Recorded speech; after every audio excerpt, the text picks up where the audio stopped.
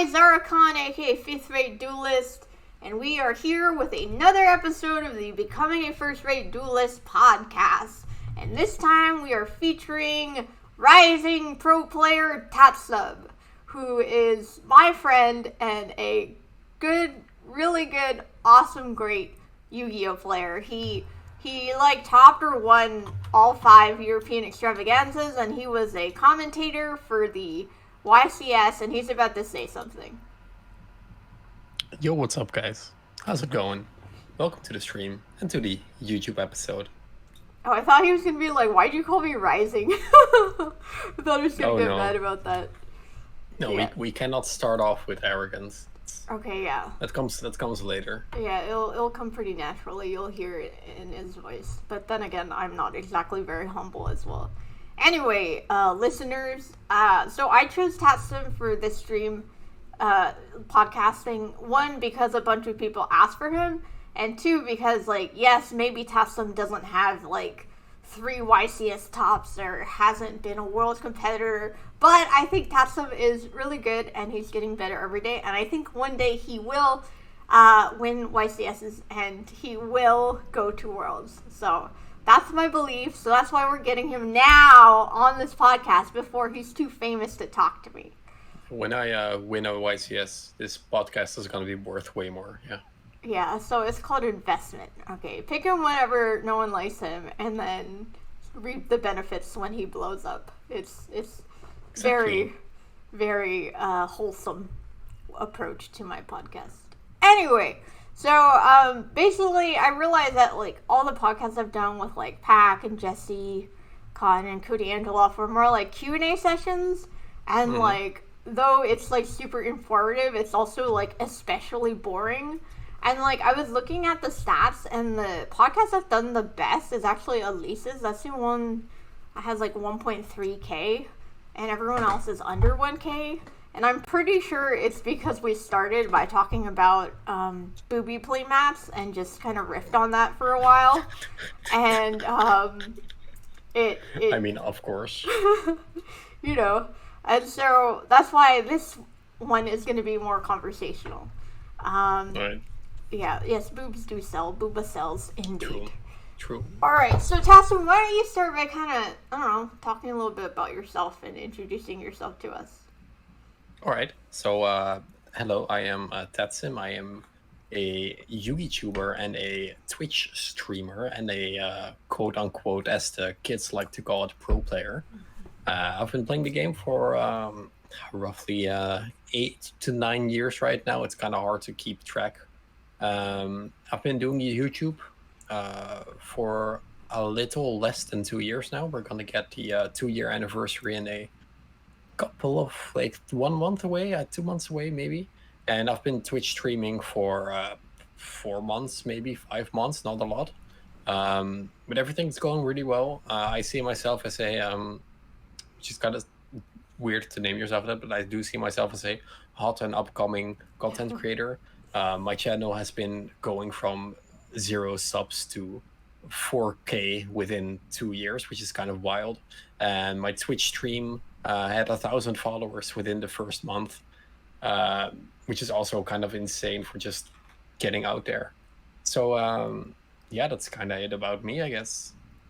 Okay, awesome. Oh, maybe what content do you do? So yeah, I do play the game very actively. I play a whole big variety of decks.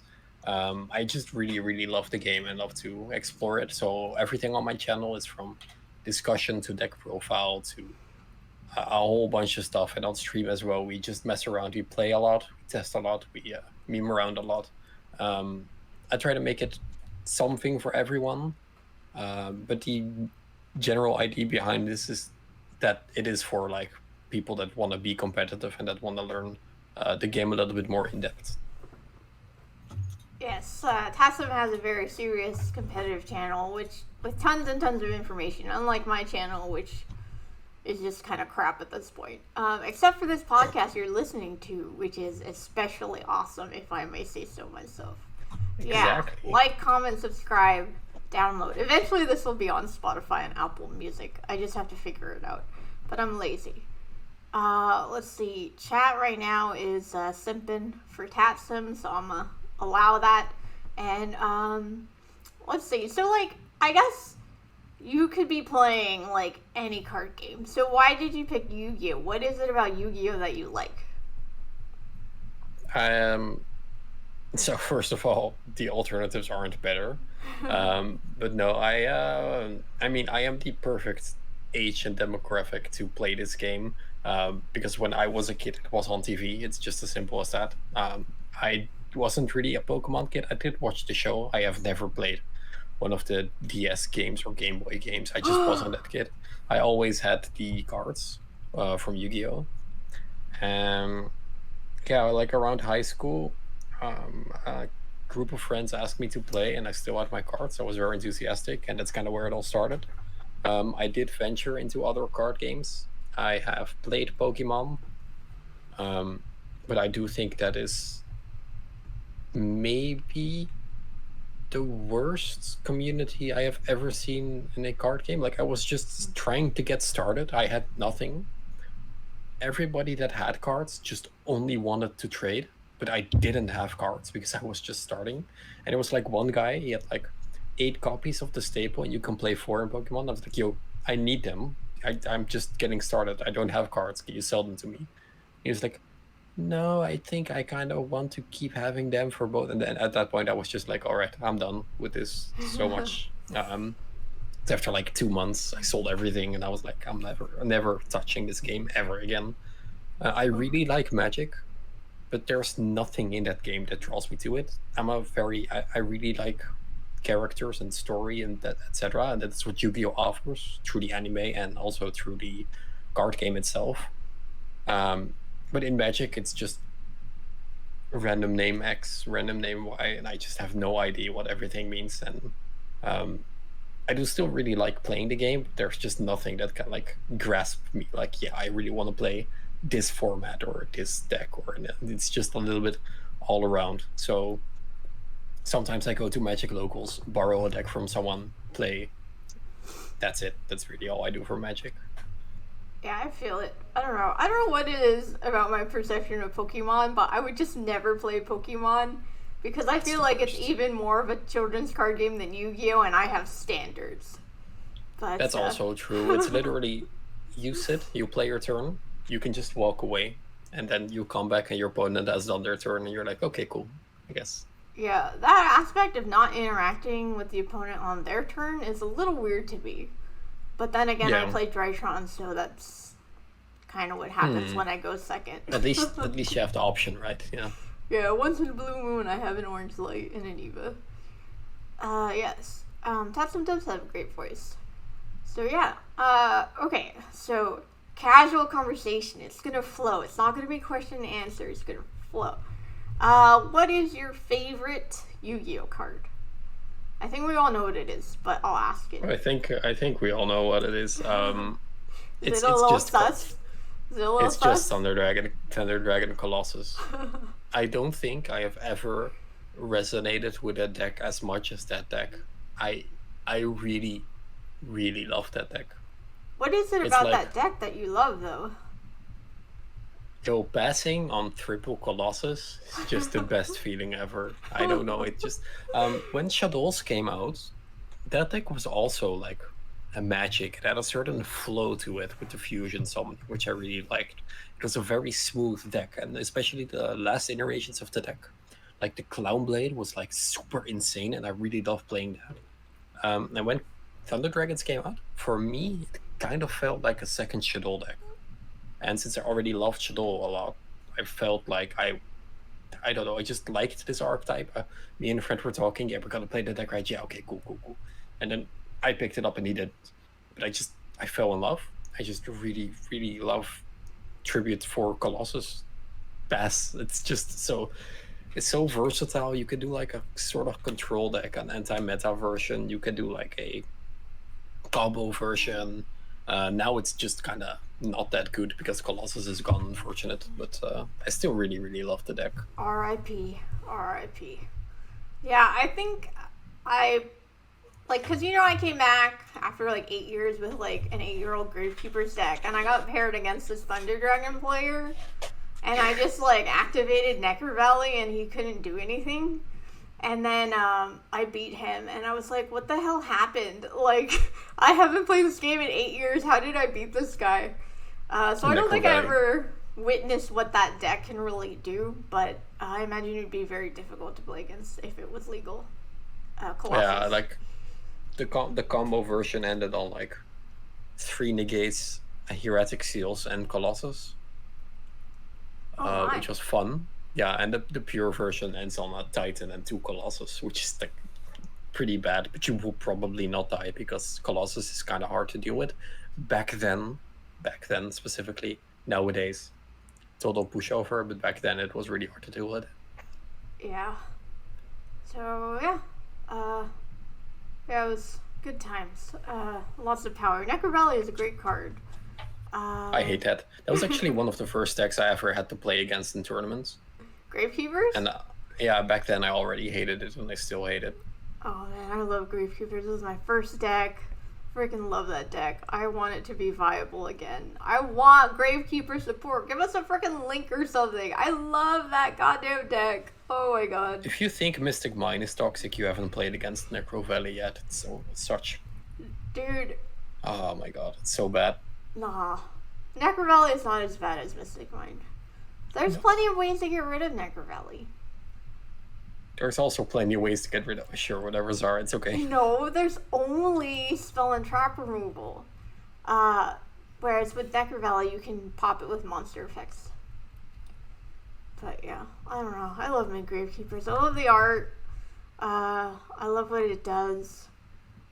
I don't know. I've just always loved that deck.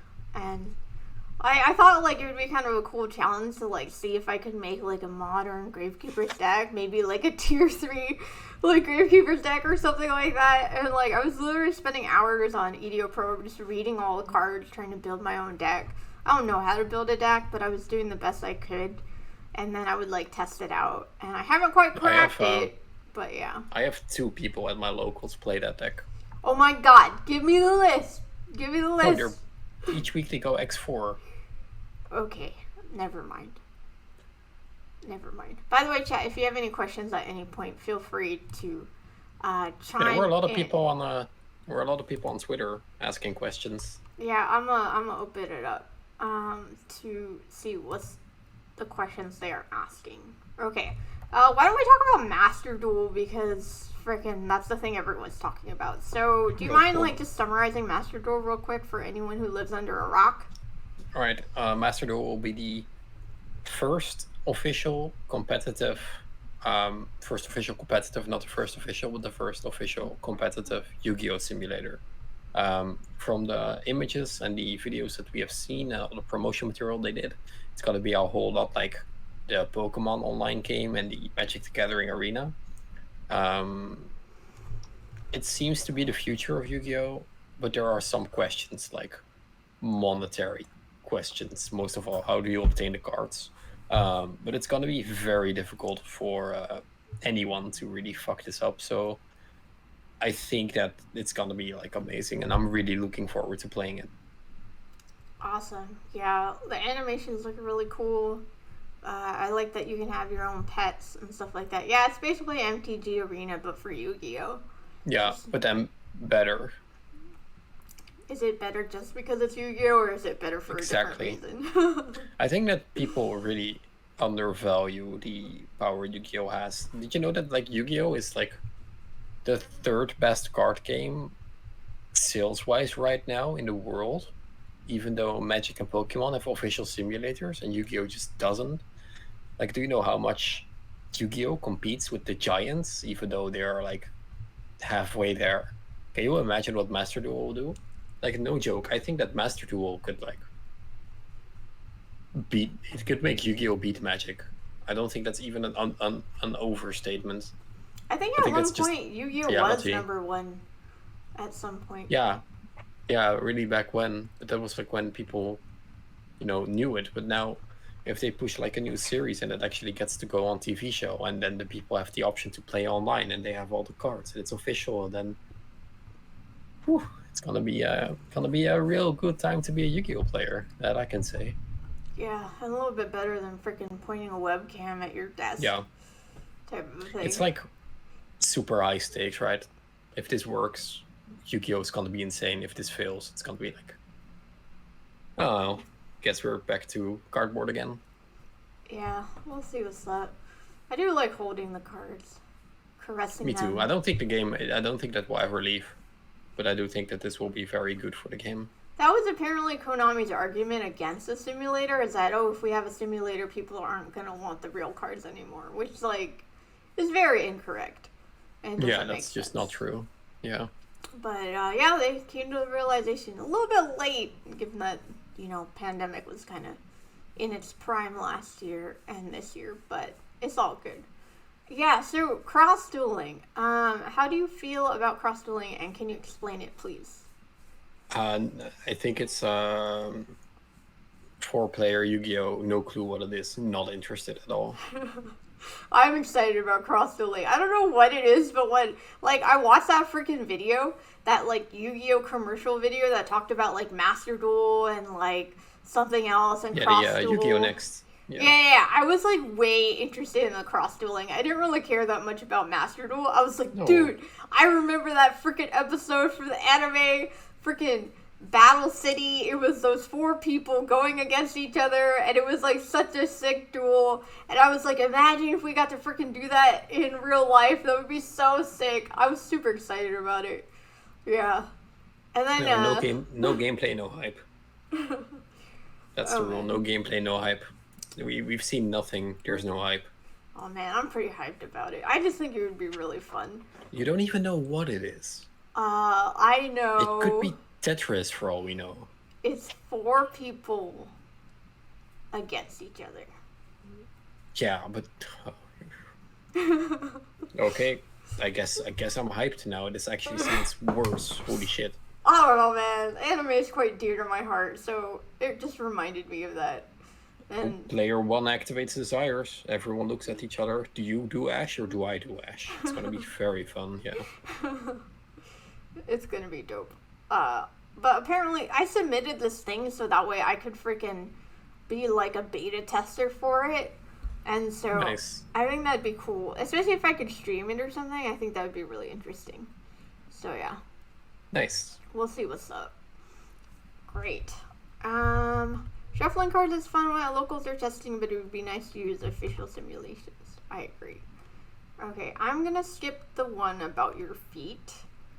And that's King's card. Oh no, that's Tally. Yeah, I was just like, there's always someone, like, I do not understand this fascination with feet. Like, feet gross me out. I'm just like, I do not understand. Oh, but this is just people memeing around. Yeah, but I get messages on Instagram, like, people are like, can you send me a pic of your feet? And I was like, no, why would I do that? But if someone did offer, because a girl was like, well, someone asked for feet pics, and I said I'd give it to you for $500. And then they Venmo'd her $500, and she sent the feet pics. And I was like, would I do that? Would I sell feet pics for $500? And I think I would, honestly. I think I would. I would do it for 10, honestly. $10? Then it just not $10. That's worth like 1 European money cent. Come on, behave. Yeah, I suppose you could just take the $500 and not send any pics. I don't know. No, that's so dishonorable. Someone in chat said that, yeah. Yeah, I don't know. I think I would just send the picture of the feet. I don't know. Maybe from the side or something. Anyway, or just someone else. This is not an invitation, by the way. No, you just take a picture of your ash blossom feet. That's hilarious. So then, there you go. Oh yeah. There you go. Yeah, I did a tweet like something like that. Actually, yeah. To clarify, this is not an invitation for you to message me asking me for feet pics. For anyone that's listening, don't do that, please. It's already a good podcast so far. All right. Thoughts on increasing extra deck or side deck space? No. No. I mean, no. I don't really know why. I mean, I wouldn't mind it going to 16, but that's because I don't know what card to take out. 16? Yeah, well, it's No, only specifically because I just don't know which card to take out. It's just not a good idea. I think it's kind of skill. Like there are arguments for both, right? Like right now, your extra deck is so tight, you sometimes just don't have room for the card you want to run and kind of have to run. And there's skill in making that choice. But on the other hand, if you bump it up to 20, a lot more older niche cards could be seeing play, which is like very cool because I like more cards seeing play. That's how I would like the game, just more decks being viable.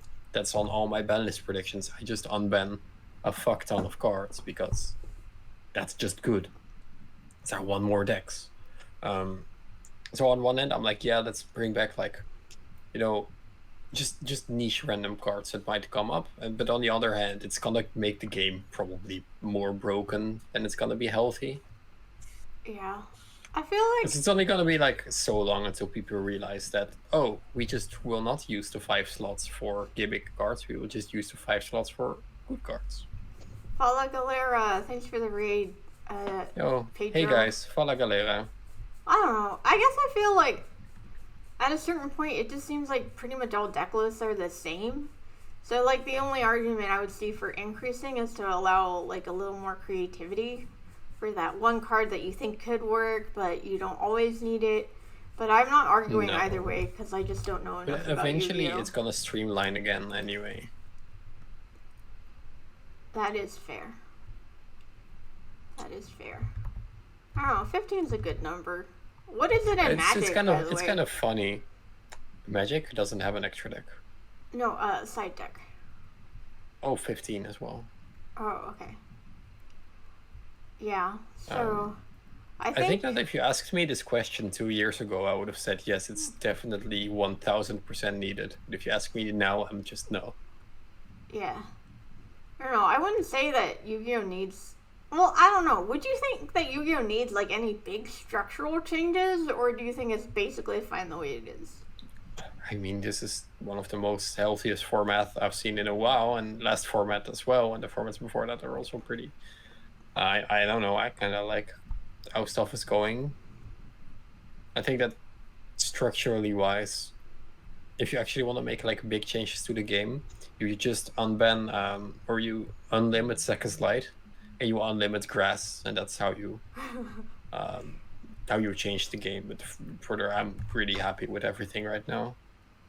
Oh yeah, in my Heart of the Cards tournament, they unbanned Grass is Greener, and I never really got to see it play out, but it was good in theory, type of a thing. I mean, it's still wild. It's gonna see play. It's gonna make a deck tier 1, but I don't think it matters. Yeah, for sure. Let's see. So, are you a guru player? Why does everyone think you're like a guru player or something like that? What is going on here? Oh, you don't know this? Well, I know, but the viewers don't know. Oh, fair. Alright, so when I started my channel, I really didn't know what kind of content I did. And back then I was kind of the guru player for the Netherlands. I've had some mild successes with Subterror. I played the deck off a lot. Highest accolade I got was I was like 46th on YCS London with an X2 record, but due to European events, haha, smile, I couldn't top because European events are fucked. So yeah, I got 42nd or 46th, I don't know, something 40, and I missed Top Cut. But that's kind of also when my channel blew up. I did a deck profile on Lithium and on Simo's channel, of all people, and I did my own in-depth deck profile, and that was one of the most funny deck profiles I have ever seen or made. It was really cool. We were in London in a very luxurious hotel room, and we were doing like a deck profile, but this was also a hotel room show off. So we started like in the top left. I walked out of my bathroom. It's really funny because on the background you can see like the toilet. It's a gem. You should go to my channel and check it out. It's really funny. But that was like the first of many Subterror deck profiles, and a lot of people subbed for the Subterror content. But apparently, making a channel about one specific deck is already very hard. Making about a deck with zero innovation is like even harder. So like software content was pretty dead, and pretty quickly I learned that first of all it doesn't work. Second of all, I didn't want this to be the thing. I wanted to make like an actual channel. I wanted to actually do something with this. So I quickly bumped off that. And now I haven't played Subterra in over like a year or something, 2 years. I still have the deck, still love the deck. But it's just never been a good format for Guru, realistically. So that's why people always say, oh, you're the Guru guy. Some people know me as the Drytron guy. Some people know me as the Eldritch guy as well. I did play a lot of decks, and on my Twitter bio and in my YouTube description, I have everything that's there is not a Guru player. So that's kind of where the thing comes from. Just a shout out to back in the day. Oh yeah, I guess like you wouldn't necessarily want to be boxed in into like a certain thing. At least like with comedy and stuff, like for instance, joking about being Muslim, like at the beginning got me a lot of attention, but I wouldn't necessarily want all my jokes to be about being Muslim, because then I'm just like in this weird box, and that's what people know me as. And then I started joking about stuff like Yu-Gi-Oh! And now I'm the Yu-Gi-Oh! Comedian, according to some. So maybe I didn't get out of that box thing that I was talking about. Maybe I'm back at the box. I mean, it's a better niche, I think. Yeah, I do like it a lot. I love freaking talking about Yu-Gi-Oh! Yo, what's up, guys? Welcome back to week 294 of the Subterra deck profile. This week, we, unlike last week, it's the same deck, but this time we do not play You Must Rigs, we play Upstart Goblin. That was the deck profile. See you guys in the next week. Sweet. Top tier content. Top tier content indeed. Yes, maybe I did move from one box into another box, but it's okay. Alright.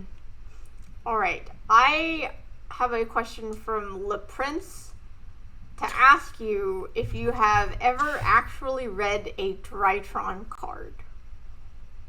It's like an inside joke because I don't get it.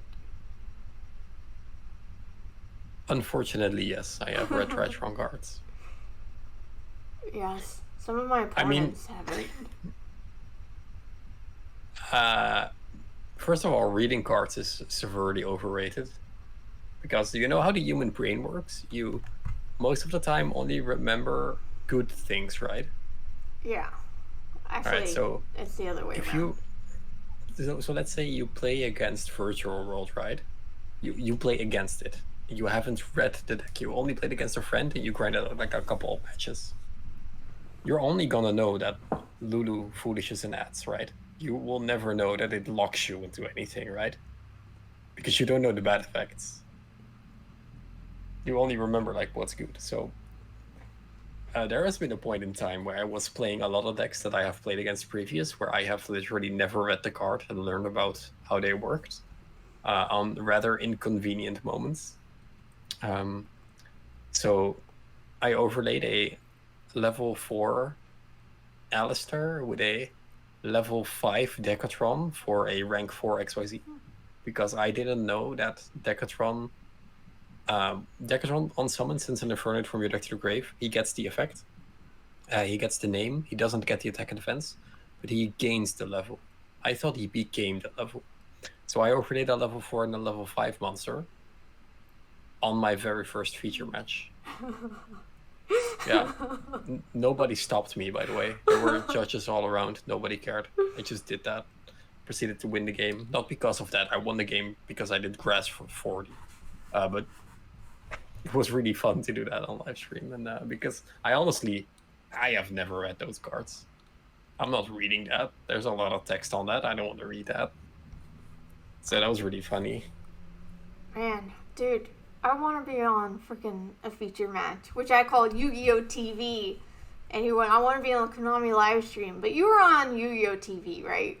You were in the Invitational? I have been on Yu-Gi-Oh! TV, yeah. So I was on what was that like? The YCS, the Invitational, on the YCS, the remote YCS. I was there. Yeah, but you were commentating. You weren't playing. Yeah. Which is actually really better than playing. So the Invitational was, I could just say my honest opinion. I really didn't like it. But I really like the experience. I really liked all the goodies they gave me, which is really nice. But structurally wise, it was the worst. So on a Saturday, you played one match. And then on Sunday, if you lost, you're out. So you qualified for this tournament. It's a top 16 tournament. This is weeks of advance, like weeks of preparation. Like you wait until your camp stuff arrives. You wait until your goodies arrive. You prep with the media stream. You have to take days off for work. You have to manage everything extremely well and like prepare and have your setup ready and everything must be nice. If you lose because you break twice, you're out, which is like super stressful and super not fun. And then even if you win on Saturday, you play one match. That's it. Then you play top 8 on the other day, which is also like. So you sit down, you have to be there. Like you actually have to like pay attention because if the other matches go fast, you're just like you're not on time very much. So you have to wake up, you have to get ready, you have to sit down. Everything has to be perfect. You have to be like hyper focused out of nowhere because the qualifier was like 4 weeks ago or something. And you're just like in your room all alone by yourself, haven't played Yu-Gi-Oh all day. You pick up your deck and you're just like, I guess this is it. I guess we're gonna play now. And then you play your first round, hope you don't break. Then you win, and you go out of the call, and the judge say, "Okay, see you tomorrow." Okay, see you tomorrow. You go out of the call, and like the entire image just shatters down again, and you're just like in your room again, and you're just like, I guess I'm gonna work now or do something else. I don't know. It's just like super weird. You're just in a call for me it was 20 minutes, then I left. And then the day after you're gonna do it again. You're gonna sit down, still not in the tournament mode. You're not sitting at the table. You're not sitting there. You're sitting in your room. It's not the same. You're sitting there. You have to be like hyper focused. You know, when you're at a YCS, when you're at a local, when you're at a tournament, you're in that headspace, right? But when you're at home and you have to sit down, you're totally somewhere else. Yeah. So that was super difficult for me personally. I really didn't like that.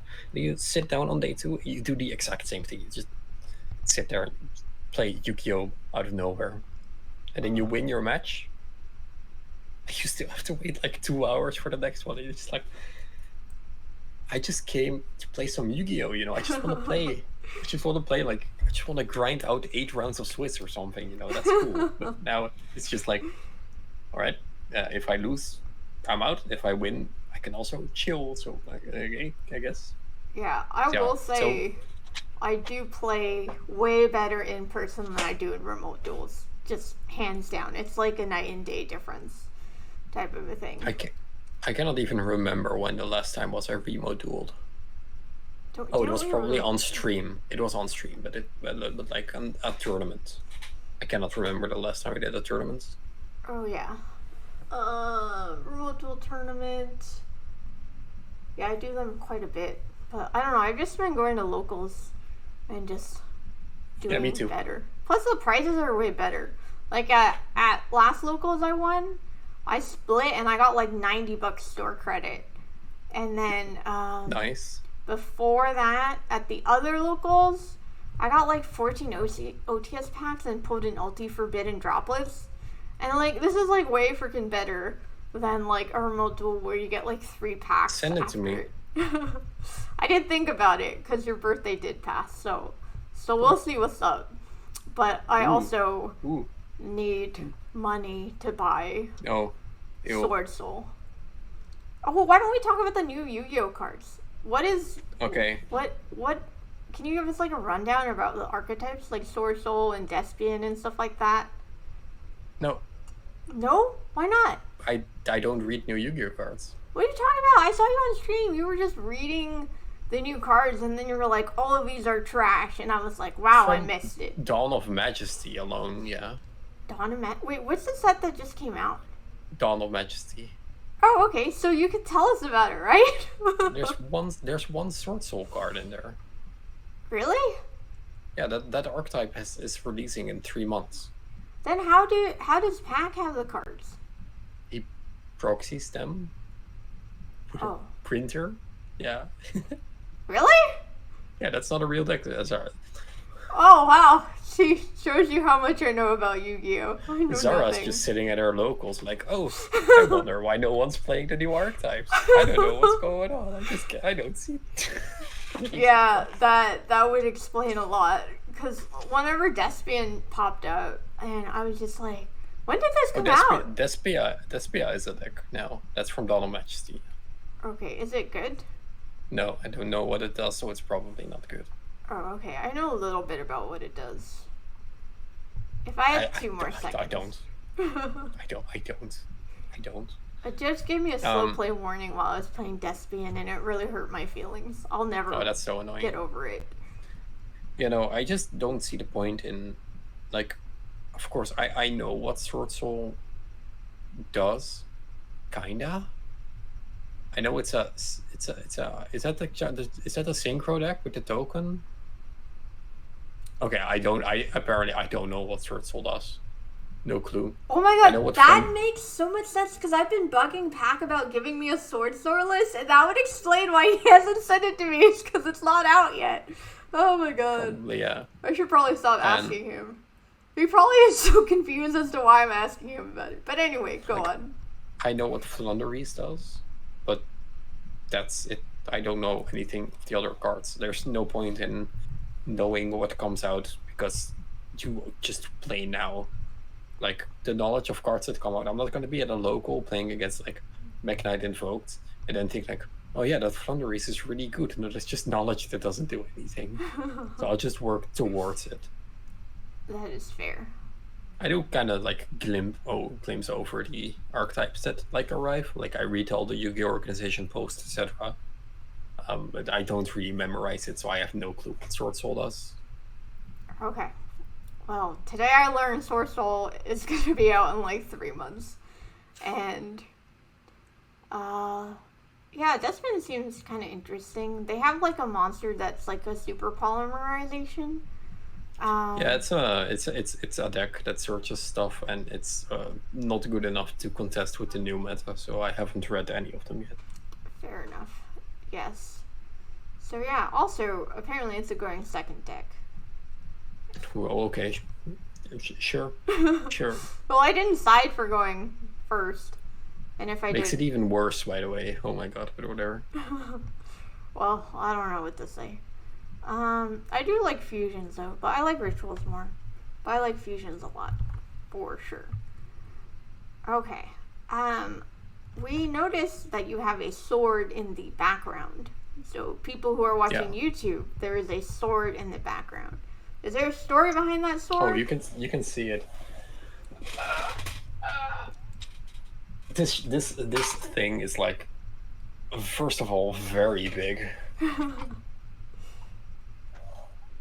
I do kind of have to use 2 hands to like properly lift this up and not like let it flutter around. But no, this is like a huge sword. So this is Rebellion. I just hit my cap at the bow. Yeah, all right. This is Rebellion. This is the sword that Dante uses in Devil May Cry. I am a huge Devil May Cry fan. Let me put it up carefully. Yeah. I also have Yamato. You can barely even see it. Which is my katana, which I used in the slashing the Winged Dragon of Ra booster box video. Yeah, I just have 2 swords. There's a third one incoming as soon as they have it in store, then I'm gonna buy another one.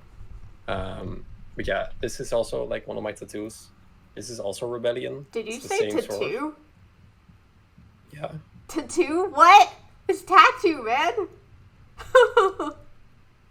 I guess I'm Dutch and I pronounce things different. Thank you for being so inconsiderate, you American. Holy shit. Sorry, I don't speak burger. What the hell? Okay, right, proceed. This is my Rebellion tattoo.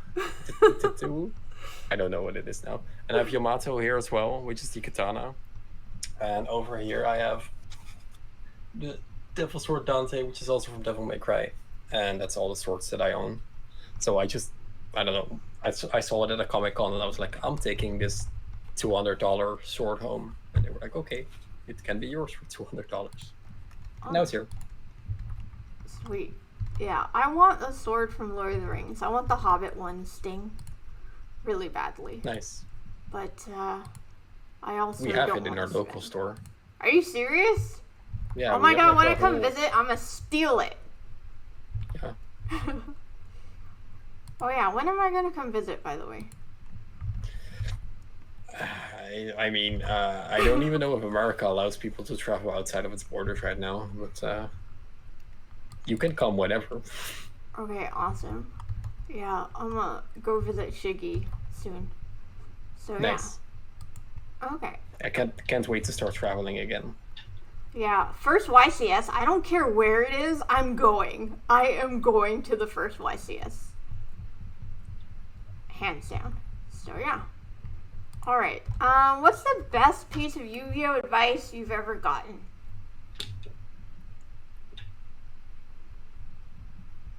Or a really good piece of advice? Do people not give you advice? Aren't you friends with like Raphael and Niven? Yeah, but it has to be good advice, right?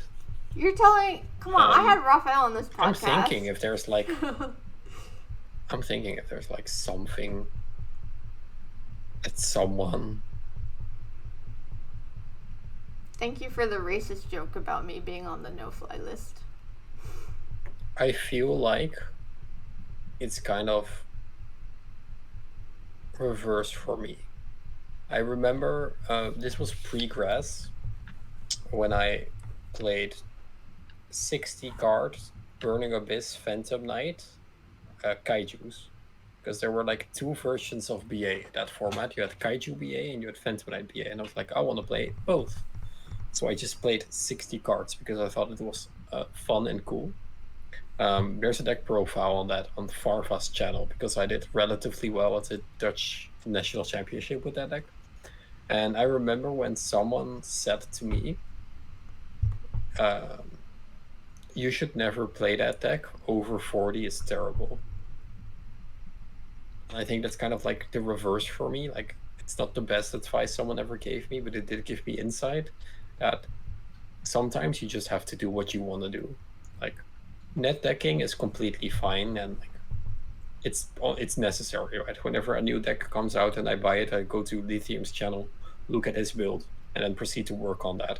There's no point in wasting energy to find things out other people have already done for you. Mm-hmm. I think it's more an art to excel at building upon knowledge from others and like making your own decisions, which is something that I definitely learned back then. I remember that, like, because I was just new into competitive Yu-Gi-Oh really, and I remember like, this is kind of a big ball play, right? 60 card BA. There's no reason why this is correct. There's no reason why this would work, but I'm just gonna do it.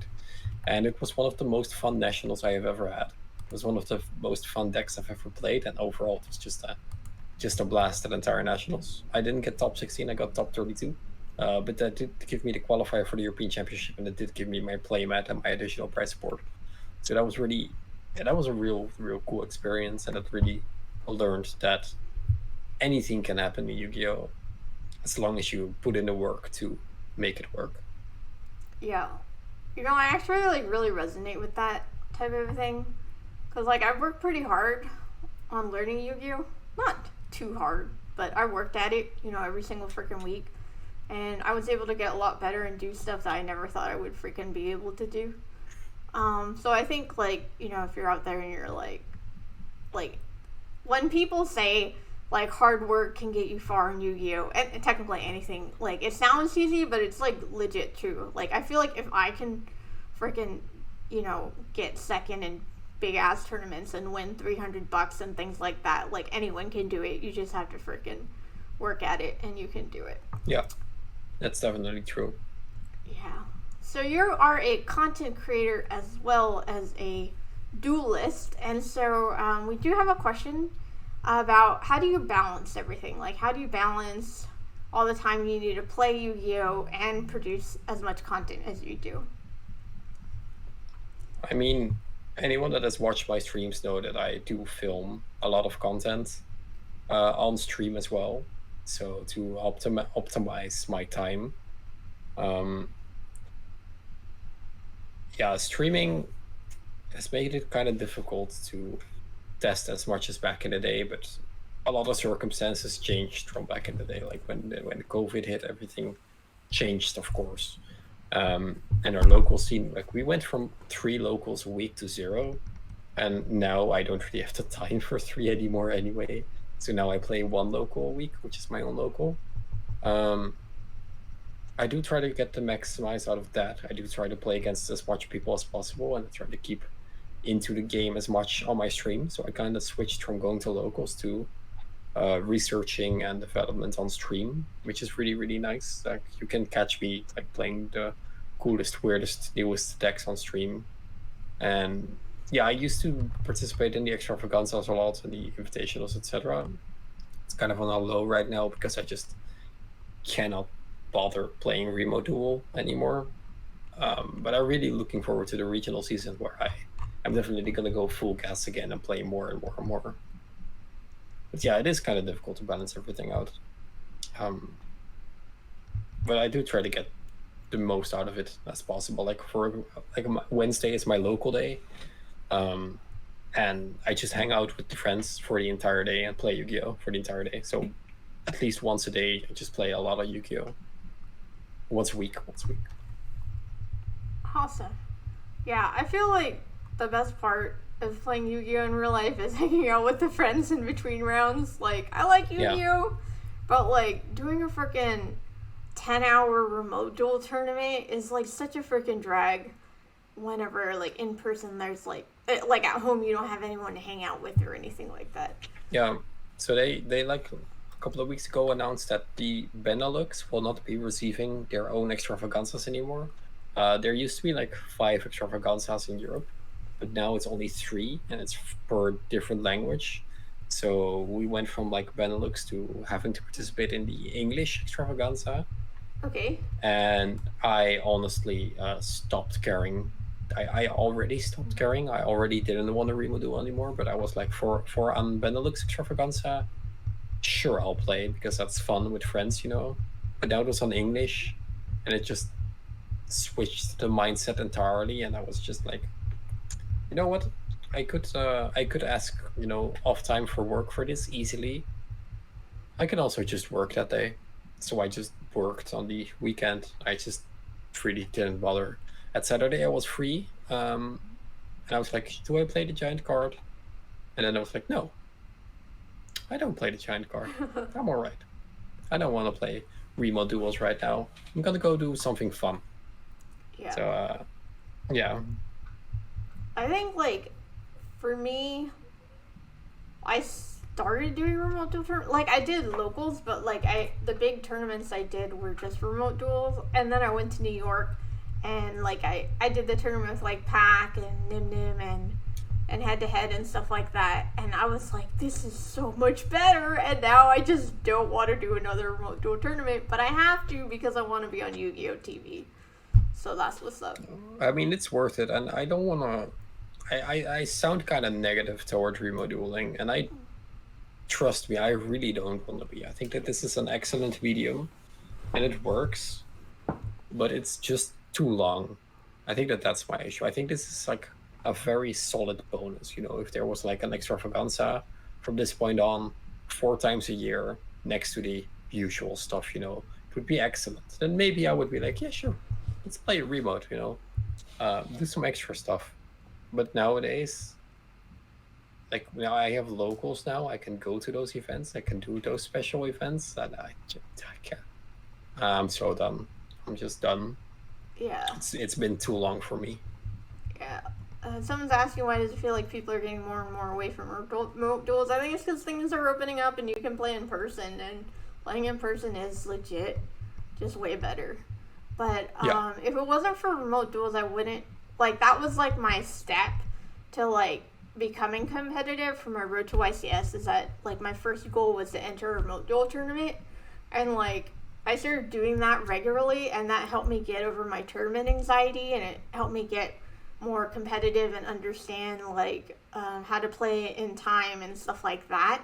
And so I would say Remote Duel has been really good for my competitive growth and helped me grow in Yu-Gi-Oh! Whenever, like, during a freaking pandemic. But I'm not gonna lie, I kind of would rather just play in person.